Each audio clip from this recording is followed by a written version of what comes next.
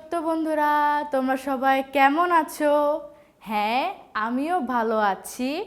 আজকের এই সুন্দর দিনে আমরা প্রভুর বাক্য মুখস্থ করব।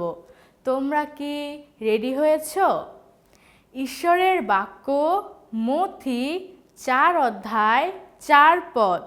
কিন্তু তিনি উত্তর করিয়া বলিলেন, লেখা আছে, মনুষ্য কেবল রুটিতেই বাঁচিবে না, কিন্তু ঈশ্বরের মুখ হইতে যে প্রত্যেক বাক্য নির্গত হয় তাহাতেই বাঁচিবে।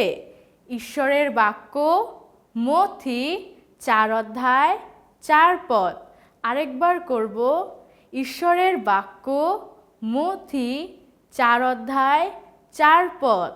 কিন্তু তিনি উত্তর করিয়া বলিলেন, লেখা আছে, মনুষ্য কেবল রুটিতেই বাঁচিবে না, কিন্তু ঈশ্বরের মুখ হইতে যে প্রত্যেক বাক্য নির্গত হয় তাহাতেই বাঁচিবে। ঈশ্বরের বাক্য মথি 4 অধ্যায় 4 পদ।